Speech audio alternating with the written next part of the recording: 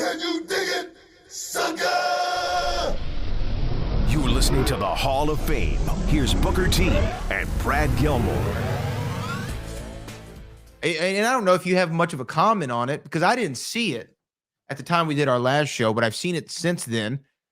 There was a bit of an odd statement made after one of the matches with Kenny Omega at the show, and he talked about how he's not a tribute. They're not a tribute act. They being the Elite, they're not a nostalgia act.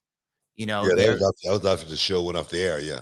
yeah. He went on for a little while, and then he made a comparison to the audience being like his kitty cat that urinates and defecates all over his house, which was an odd comparison to say the least. Did you see this? Did you have any thought on it? Because I thought it was a little strange, and I don't know if I'm drawing connections. It seems like there might be some veiled connection between that and CM Punk. And I heard that. I heard Jim Cornette talking about that.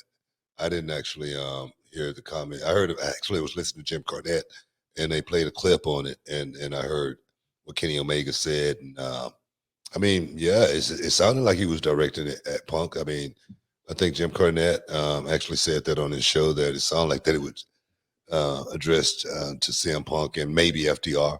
And that's the thing, man. I mean, just think about it for a second. Those guys are not buddies or anything like that. I don't think they're friends. I don't think CM Punk came in AEW,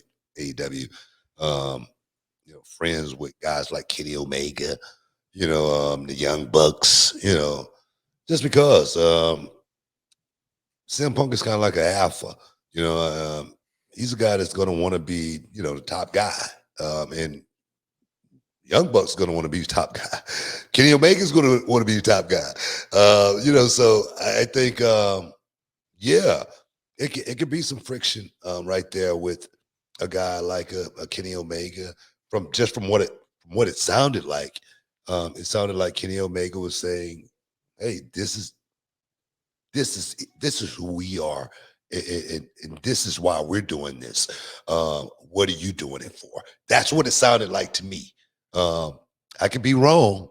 I could be 100% wrong.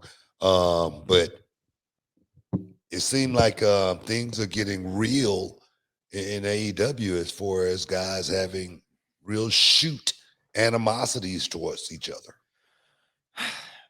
I remember when all the rumors were going around that Cody Rhodes was having issues backstage and not everyone was seeing eye to eye and they didn't get along. And we talked about it at the time. Actually, pause that. Go back to the formation of AEW. There was one thing that you said that stuck with me, and it wasn't a criticism of the company in any stretch of the imagination. I know that, again, sometimes this show and you in particular are labeled as a critic of All Elite Wrestling. This was not a criticism of the company. This was you, from experience, speaking on a subject matter of when they announced they had four executive vice presidents. Yeah. Kenny Omega, the Young Bucks, and Cody Rhodes. You said almost verbatim, "I'm telling you right now, bro, that's not going to work." All right? Because there's too many cooks in the kitchen. They're all the boys. They're all working on the show. Yeah. They're all going to see it differently. And it's going to cause friction. Hey, man, I didn't have a fortune cookie or a crystal ball or anything. That's just the way the boys are. It's just the way this business has been since the beginning of time.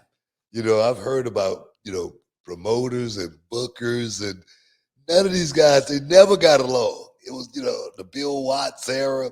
Man, I've heard about it. So when I saw that from the beginning, I was like, oh, this is not going to work. It's going to be a problem now sooner or later. Somebody's not going to like something sooner or later. It's inevitable. It's like wrestling, it's not whether you're going to get hurt, it's when you're going to get hurt.